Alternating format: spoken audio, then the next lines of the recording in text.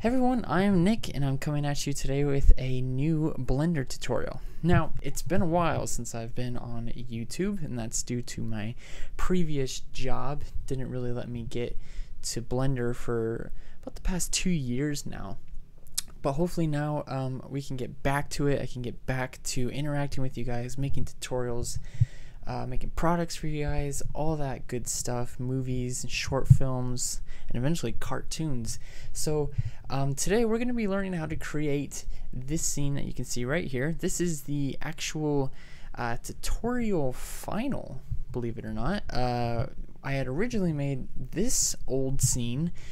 It's a solar field, as you can see, and I originally made it for the Great Outdoors, my short film, but it never made it to the film, so I decided to do a tutorial on how to create a solar field in Blender. So yeah, without further ado, let's get into the tutorial. Very simple one for beginners and even experienced Blender users. Very easy to create, so let's go ahead and get started. Alright, so before we really get into it, I just want to show you the finished dot blend. Now, like I said, this was originally from my short film here. Let me get into, there we go. Alright, so you can see I just created a field of trees, made an array of solar fields, and a small little low poly building to make it look a little more believable. But like I said, it never made it to the film, so I decided to do a tutorial on it. So this is just the simple basic scene, and we're going to be making these guys right here. So you can see they are a solar field, so we just put a dirt texture on the ground, and we actually can grab this solar field or the solar panel from cgtextures.com, and I will put a link in the description where you can download that. So let's go ahead and get started with a new scene in Blender. So I'll just close that window. There we go. All-right. So we've got our new scene in Blender here. We're going to go ahead and just create these solar panels, because as you could see in the final, that's all we're going to be making. All the trees and that extra stuff can come later on in another tutorial. Or if you want to buy my book from the website, Discovering Nature, you can buy that now for $20, and it gets you 8 chapters and all that kind of stuff. Still plugging the book after all this time. But anyway, you can get that if you want. But anyway, we're going to stay focused with the solar panels. So I'm just going to start by creating a cube. I'm just going to move it up right there on its origin point by hitting GZ and then 1. And this is just going to be a base for the panel. I'm just going to scale it like this. It's going to be a pretty low poly panel display. It's not going to really be that intensive in high poly of one, because your main focus is obviously the solar panel itself. So let's go ahead and just make another cube, and we can move this up like so, and just get it to however long you want the dimensions to be. Something like that. It's pretty good. And obviously our shot is going to be front on with an array of them just going down the field, and that'll look pretty nice. So let's go ahead and get started with the actual panel itself. So we're going to grab this top face here on this cube, and we're going to hit E to extrude, and then press escape, and then we're going to scale it in here just a little bit so it has a bevel to it. Let's scale it along the Y as well so it matches the sides with the thickness. And let's go ahead and bring that down just a tad so we have that little more believable bevel to it. And then what we're going to do is we're going to hit P and separate by selection. So now we have a separate object here for our solar panel. Everything else is pretty basic. Just add a basic color to to our rim here in the materials. So let me just split my view here and go into the node editor. All right. So here in the node editor, we're just gonna make that simple mix shader with a glossy shader and plug those two in together. This is like, you all know, this is the most basic setup in Blender. But we're just making like a, kind of like a black plastic type thing. Nothing fancy, like I said. Yeah, it's just this simple node setup. Just a little bit of a shiny black to the scene. Okay, so that is the rim. Let's obviously go ahead and work on the hero of the scene, the solar panel. So we're gonna add in a new material, and we're gonna add in an image texture. So let's go to texture, image texture, and let's go ahead and open that up. All right, now you guys get to see what's on my hard drive. Fun, huh? All right, I have a textures folder here. There we go. And it's this guy right here, various 0317_6_L, and that stands for large, and that's only if you have a paid for account on textures.com, not CG Textures anymore, textures.com. So if you have an account on that, you can go ahead and grab the large, but I'll put a link to it so you can download whatever size you want. I'm gonna go ahead and open up that image, and we're gonna need to UV unwrap it to our panel here. So I'm just gonna split my view one more time and add in that texture just by clicking on it there. And let's go ahead and zoom out here, take a look at this guy. Very large texture here. So let's go ahead and go into edit mode on this. Let's hit U and project from view bounds. So now we can go Alt Z, and you can see it fits pretty well. Don't really need to scale it or anything at all. So that fits pretty well.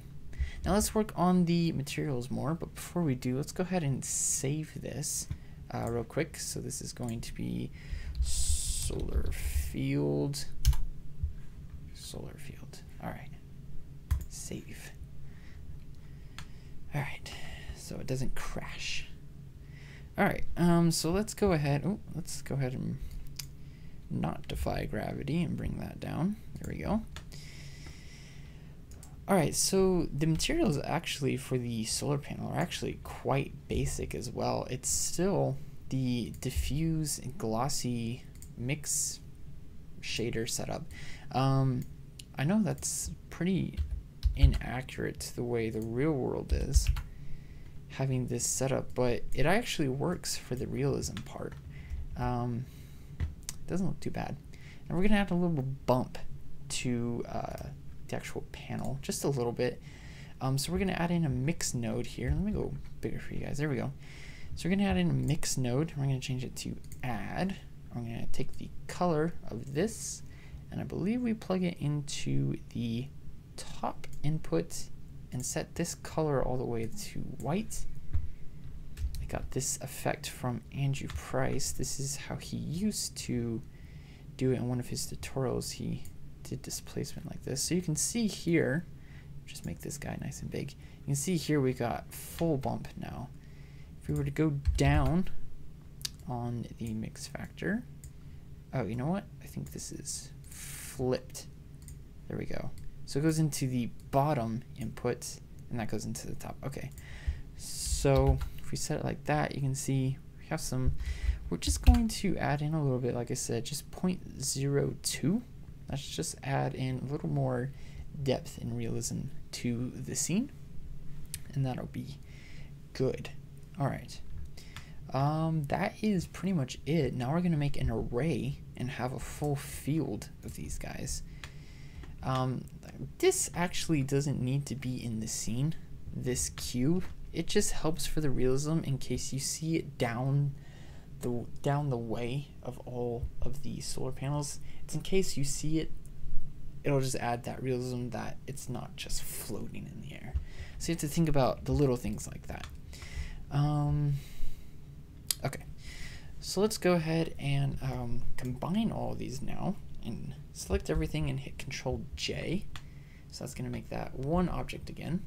And you can see we're still doing pretty good with the amount of vertices in the scene. We only have 28 vertices. That's pretty good. Let's go ahead and make an array now of these. So what we're going to do here is go to the modifier panel and go to array. Now, depending on how you want them to be, if you want them, the faces looking this way, then you can do that. Or if you want to have it like that, you can have it like that. I'm just going to keep it like this, as you can see for the final. That's what I chose to do. We're going to do these pretty close together because we want a lot of panels in the scene. At least I do in mine. It's completely up to you if you want that.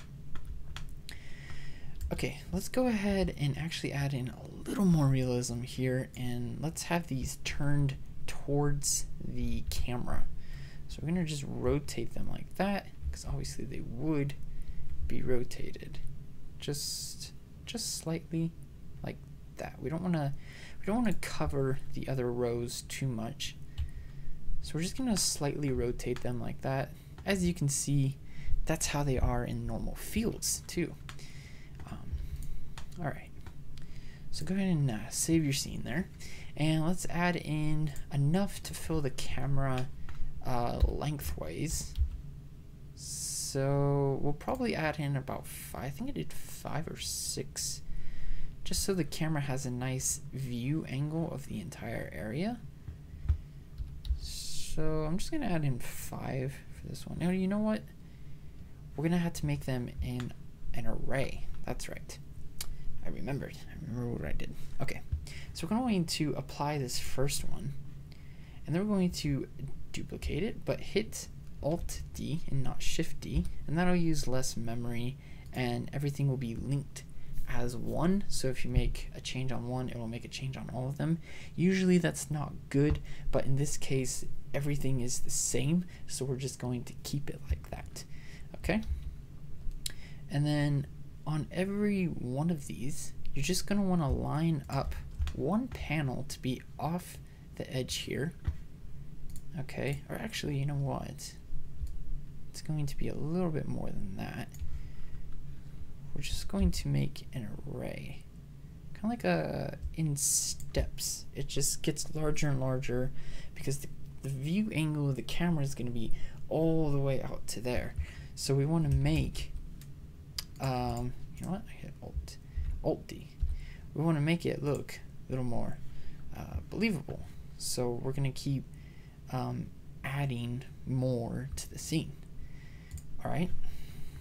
So just move these in like so. They don't have to be perfect, and they shouldn't be perfect because they're not perfect in the real world. So yeah, just going to keep adding these up here. And you can see it's going to start getting pretty long. So if you need to start deleting some, that's fine to do. We're just going to make a couple more. You can add in a whole field if you want to. But I'm just going to stay pretty basic for the tutorial, just so you guys have an understanding of how to do it. Alright, let's mix it up there a little bit. So you can see there we're starting to get our field. Now to make this, to help it with the camera angle, since this isn't going to be an animation, we can actually defy gravity here a little bit and pull these up so they're like in a step pattern, just so the camera can continue to see them as they go off the scene. Yeah, that's pretty good. You can see we're starting to make our solar field here. Like I said, guys, this is a pretty basic tutorial. Just wanted to come back after a while and start just with a basic one. You know, I didn't want to go too in depth with a tutorial. I'm going to continue this step. I'm just going to skip this because it's pretty easy. Just keep going on, adding one on each array, and then well, I'll come back and we'll keep working on stuff.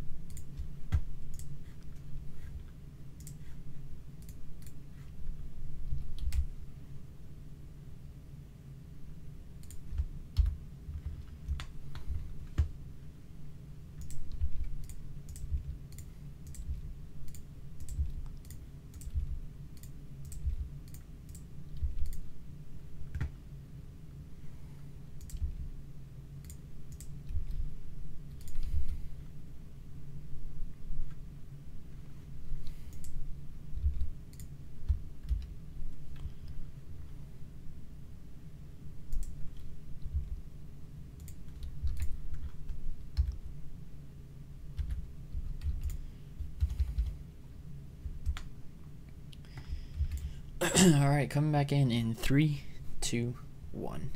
So I trust that you've made an array of your solar panels now. This is what I've done. I just went out a little bit further and just kind of added in a really scaled out triangle. It should work for this. If it's too short, you could keep going on, but I think this is good enough for the tutorial.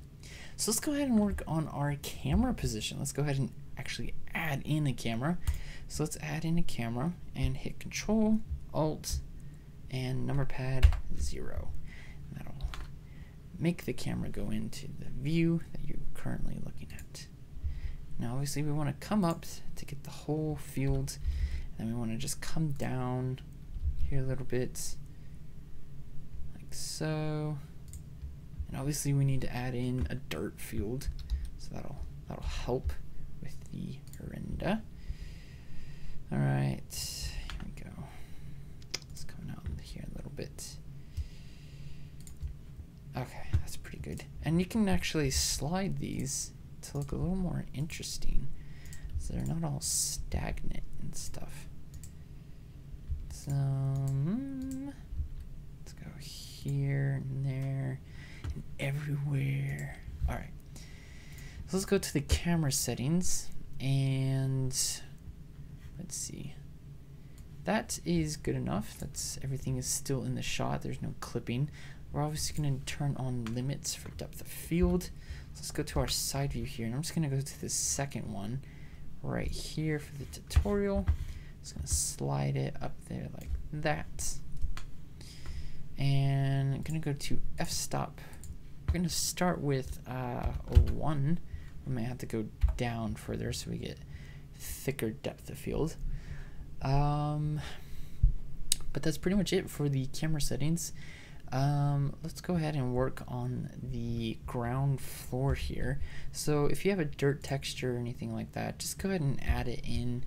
Actually, the best thing to do is here, add images as planes, and that's under the user preferences. You can enable this add-on just by starting to type in that name in the search box. So images as planes, and I'm gonna go here to my textures and just grab in a dirt texture so you guys get to see what's on my hard drive again. All right, I'm just gonna say use the same texture as I did for my short film, that ground dirt that I showed you. This is the same material, so let's just go ahead and add this one. All these settings are good. Actually, you know what, let's go ahead and add in a little more interesting stuff to it, some rock and grass and dirt instead of just a brown dirt. Let's go ahead and add in a little more realism. This is also from CG Textures. I'll find that and put the link in the description as well. That is grass 0157F or 5F. All right, import images as planes, so that's going to come into the correct aspect ratio, but we're still going to scale it up pretty large and do UV mapping on it. But it really only needs to be to our shot, so let's go into wireframe here, and you know what, our clipping actually is too small, so let's just throw that up to something big. There we go, now we can see it. Okay, so let's move that all the way up, scale it. Once it gets to this third row, you don't really see it anymore, so that is good right there. Just adding in a nice big field like so. All right, let's go ahead and UV unwrap it real quick. Tutorial is almost done. We're just gonna have to work on lighting next and some film properties. So let's go ahead and just scale that up pretty large. Let's go and actually type in a number here. Let's go scale to 17. All right, that should be pretty good. Actually, let's go a little bit more. So those rocks and that grass needs to be quite small. Okay, that's pretty good. We don't really need to add any materials to that. I'm actually I think this is like a big no-no, but I always, if it's a ground that's not really the center of the focal point, I just take the color straight from this and plug it right into the displacement, so we have full bump to the ground. I know that's probably a big no-no to do, but it works because this is just filler, so it looks more realistic. I think it's fine. Let's go ahead, and I'm just gonna hit border here so it only renders what's inside my camera view. That'll help save on GPU power. Not that we have to really worry about it because we're still in with 14,000 vertices, so it's pretty good. Let's go ahead and preview what we have right now. And all right, well, that's a fail. I'm out of CUDA memory. That's weird. I don't know why that's the case. I have I actually switched to a Mac now, if you can't tell. I'm on a Mac now, and I had put in a NVIDIA graphics card, because you can actually download the NVIDIA WebDriver from NVIDIA, so I can run the actual card, because it doesn't actually run on OS X. But I usually don't have this problem, so let me just restart Blender, because sometimes that's the problem. So let me just restart here and try and come back.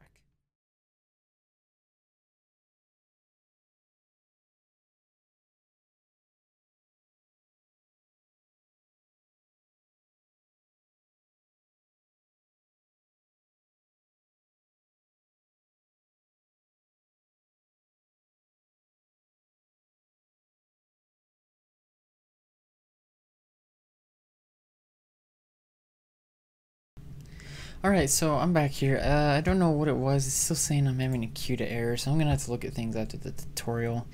You know how that goes. You always have problems during tutorials, but I'm just going to go ahead and use my CPU. I got this Mac Pro. It has a 12-core CPU in it, so I'm quite happy with it. I think it's a 2009 Mac Pro, but it comes with 12 cores, has the graphics card that doesn't work. So whatever. Let's get back to our scene here. So right now I'm going to use an HDR, and I'll provide the link to it in the description. But there's this nice place that has all these HDRs for free, HDR Labs, so you can grab all of these. I'm going to use the famous Grand Canyon one. Here we go. And they have a 3K and an 8K, and it's just awesome. I'm just going to use this 3K.HDR here. I'll provide the link to it in the description. I'm going to go ahead and open up this image, and I enabled it as an environment texture, so that's pretty important. I'm going to reset the rotation for all these too. Okay, so you can see our field here is going pretty good. There is one adjustment that I made to it because I forgot to do it.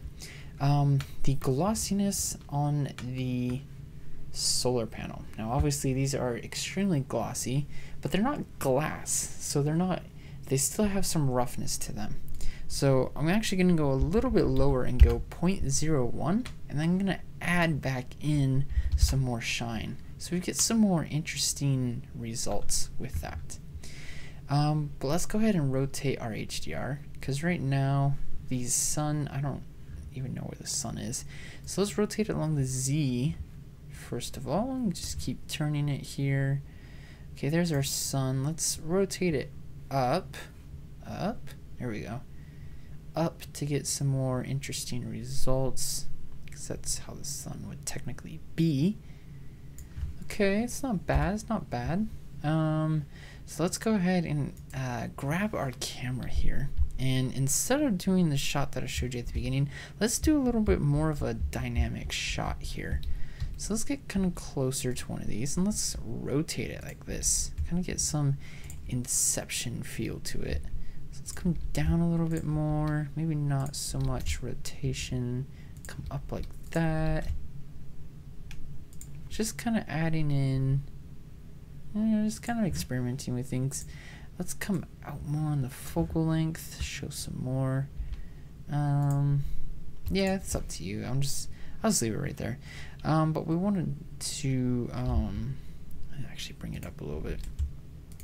It's more strong depth of field here, so let's go with a 0.2. There we go. That's pretty good. One thing I'm seeing here is this black is actually a little too black. So let's go ahead and brighten that up a little bit to like a dark gray. A Batman dark gray. That should be, it's a good description of that. Yeah, that looks a little bit better.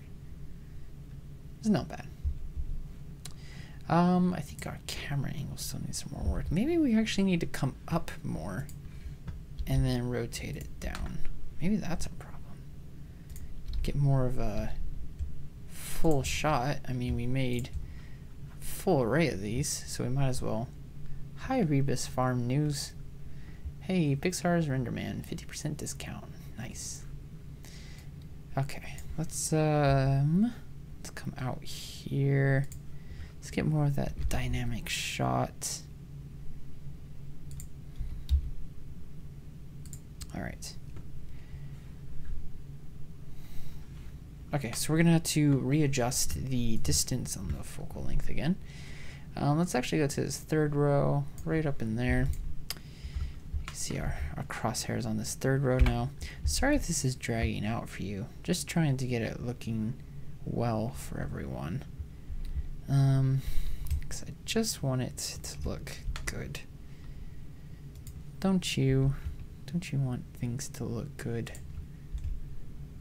It's art. It takes a while. Alright, I think that's pretty good. You can work on the rotation more of the environment texture if you want. Which I think I will. So let's go and select the environment texture. Just kind of rotate it along the Z axis so we kind of get that sun coming into play there. That's obviously going to act as the focal point wherever the sun is. So if you don't want it, that's fine too. You could add like some clouds or something. I think right there is fine. I think that's pretty good. Let's go ahead and hop over to the color management tab. So this is a tab that actually basically gives you filters in your scene. So instead of this raw blue, you can get, my favorite one is more film look, and it dramatically changes how the scene looks.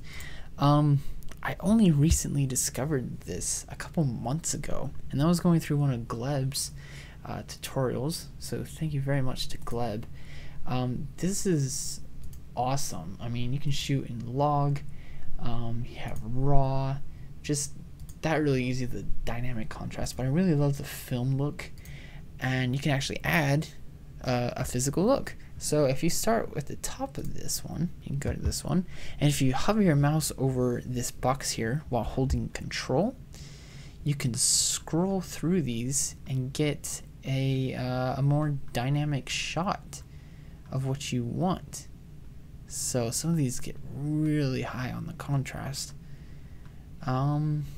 So yeah, you can just kind of scroll through all of these until you see one that you like, and then you can pick that one. That's not bad. I like the blue though on some of these. So you could really spend a lot of time on this. Some of these have a lot of contrast though. A little too much contrast. I like using these Canon Opteras up here. Or these guys, but these guys make it super dark. So a more contrasty one. I believe the one that I used was the 64. This one, the Kodak Extachrome 64T. So I'm just gonna add that one. I'm gonna add in a little bit more gamma, kind of bring down the exposure though. This gamma helps with adding in that faded look. That looks really cool and hipstery. So somewhere around there, although our ground is pretty much completely black, so that's not good. So let's add in a sun lamp, and that'll fix that up. But obviously you want the rotation of the sun lamp to match where your sun is in the HDR. So it's kind of off to the corner right there. I'm just going to scale that up so that line is bigger. It's kind of off to that corner and up like that. So, ooh, there we go. So you can see there. This could make a really cool flyover if you wanted to do a solar panel scene. I think this can make a pretty cool flyover. So as long as that ground is somewhat visible, I think it'll be good. I want to go a little more dynamic with the depth of field.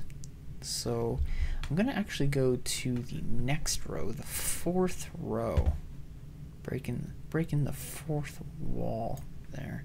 All right. I'm gonna go to radius. Let's start with a 0.1. That's pretty high depth of field. Let's actually go to 0.2.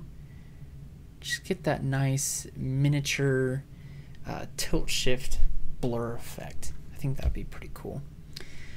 So that's pretty much it. Let's go ahead and render this out and we can take it through the compositor.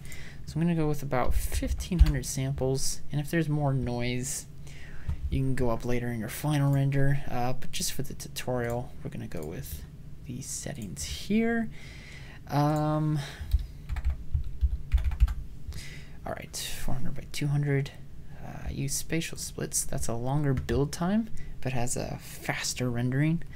It's not much faster. I've done some tests with it. It's not much faster, but as it says, it builds the thing a little bit longer, but it has a faster render. So anything that has a checkbox that says faster render, I'm gonna check that.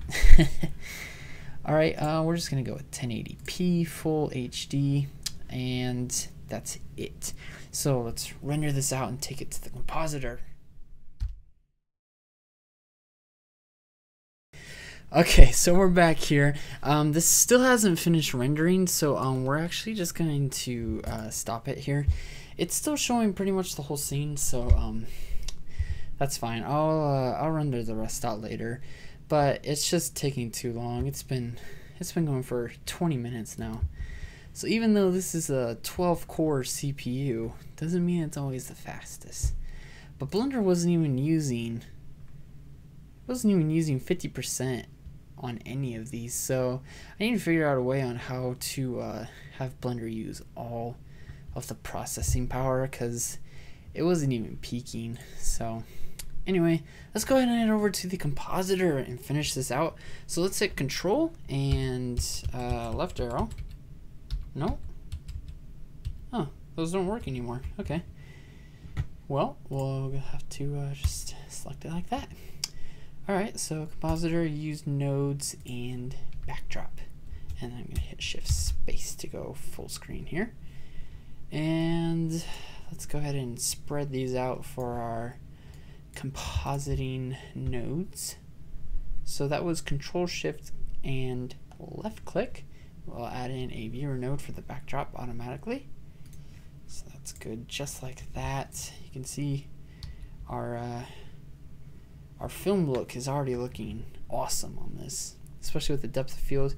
You add those two together, you're pretty much gonna get a good you're gonna get a good render pretty much every single time. Yeah. I'm just gonna cut this compositing one. We'll add that in later. Whoops. I cut the viewer node. Alright. So I'm actually still gonna do a little bit of color grading. So I'm gonna add in a color balance node. And we're going to go here on the gain to be a little bit on the warmer side, as you can see there.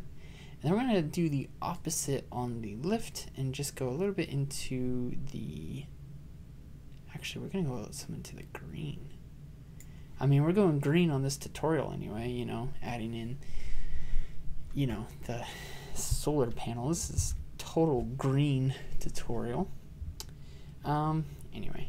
Let's add in a filter and a glare, add in a overall glow to the scene. So fog glow, and we're just going to increase the size there to 9. You can start to see it working right up in here. So wherever you start to see it working, that's where you want to actually watch the most, because that's the point. That's going to be the brightest.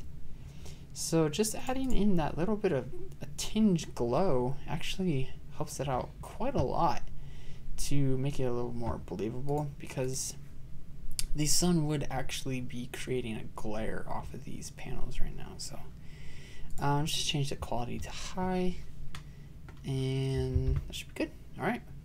I'm going to add in some lens dispersion.